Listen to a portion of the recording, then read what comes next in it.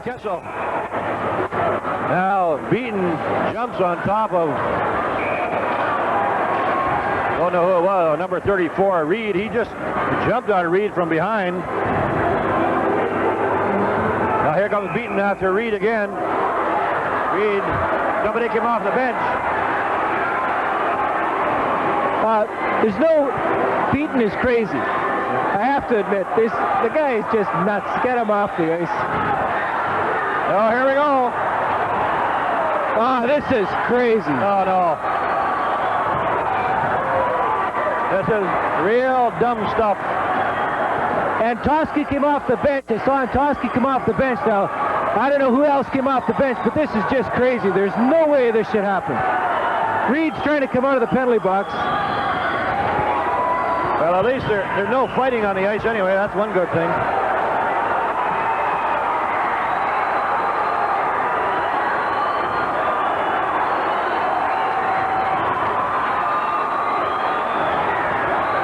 Somebody jumps Antoski from behind. Oh, boy. There we go. I don't know about writing, Dan. Welcome to the stat sheet. You'll see that big pileup of players over there. Now, let's go to the replay and see if we can see how all this thing starts. We'll let these guys duke it up on the ice. We'll go to the replay and see if we can figure out how the thing gets going. What a mess. I don't know who came off the bench first. I saw Antoski and two other Centennials came off this side. Did you see? Somebody came off. They tried to come off. He got on the ice, went back off, and then he jumped off. But the Centennials came off first, I think. I'm not. If the Centennials came off first, they deserve all that they get. Now, we'll take a look at it right here. Here's the good chance Centennials break in. There's a beautiful defensive play by Trent Cull. Now, there's the hit. There's a little bit of a fight. It starts right here. Van Kessel's down flopping on the ice. Now, let's take a look at it. There's the fight. They're going to it. Now, Jason Beaton is crazy. He started this whole, maybe I shouldn't say he's crazy, but I have to admit, I just cannot understand his motives sometimes. Now, look at this. This is what starts it off. This is crazy. That guy should be off the ice for as long as you want to send him off the ice. No thought there at all. Now, we can't see which side come off the ice first, but as we speak, there's a pile of players over there. Antoski trying to get at Perry now. Some of the players are trying to stop fights, as are some of the Centennials. But oh boy, are we in for a night? Well, there goes Caruso down there. There's a pile of players at both ends of the ice. I don't know what's going to happen with this one here. And I'll tell you, this is the worst that we've seen here in a long, long time. 7:31 left in first period action, if you want to call this action. And it'll take quite a while to get it set up. Okay, we'll be back in a couple of minutes. I'm sure we're going to take about 20 minutes to sort this one out. So, Roger. Nasty, and it starts with a good chance for the Centennials. Jamie Caruso will take a pass here from John Van Kessel and nearly put it home. However, Mike Parson sweeps it away, and as the puck comes to the blue line, Grayden Reid fires an elbow at number 3, Jason Beaton. Beaton goes after him and lays a couple of shots in there. Grayden's not a fighter, so Corey Pajot comes to his rescue. However, Lee Rose can't separate them both, and he falls. They both lose Beaton, who goes back for Grayden Reid. Here he gets a sucker shot that will eventually cut Grayden's face. Then the shenanigans really break open. That's Ray Edwards, who comes off the bench and fires a couple at Beaton. Eventually, the Centennials, led by Colin Austin, will come off the bench here to the aid of Beaton, and suddenly you've got 40 players on the ice, many of them just tugging at each other's sweater. This is Austin, and he's hit by Mike Parson here in a second. As a result of all the sweater pulling and the shenanigans that started, Ray Edwards for leaving the bench, Jeff Christian, who we're not sure why gets booted out, and as well as Jeff Cantlon get pitched. For the Centennials, Colin Austin goes for coming off the bench. Shawn Antoski gets booted, and John Van Kessel, who's in the same boat as Christian, gets pitched. They didn't really do much fighting, but they were fingered by the officials. This is one of the few bouts that does take place. This is Jeff Cantlon against Antoski here. Call it a major rumble. First for the Platers, a bench-clearing brawl. They eventually get things sorted out about a half an hour from this time.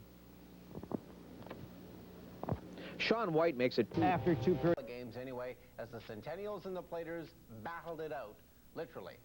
The game had been chippy from the opening face-off, with a couple of roughing minors handed out in the first few minutes and a couple of skirmishes, and it really looked like things were bound to happen.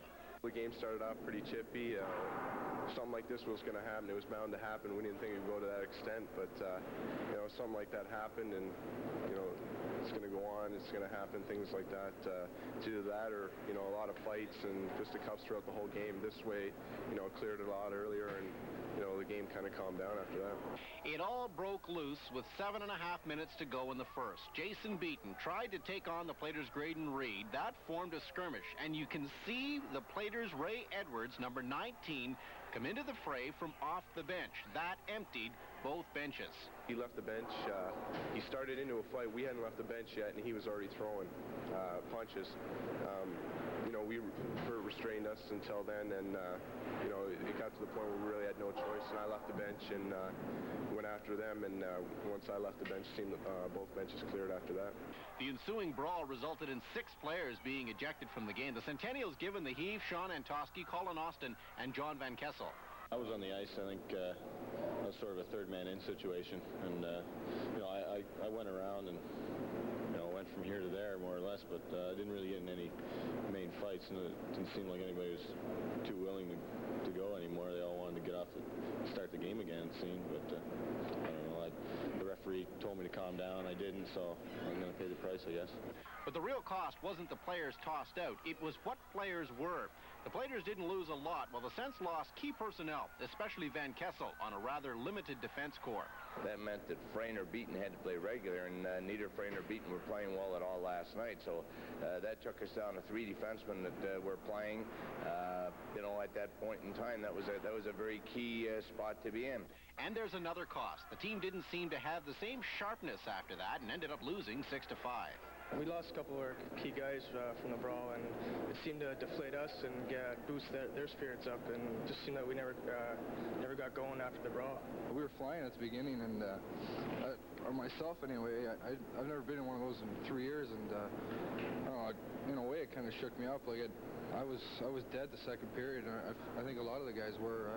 We weren't as up as we were when we started the game, so you know, we're a young team. We didn't know much about it, and I think it really had a bad effect on us.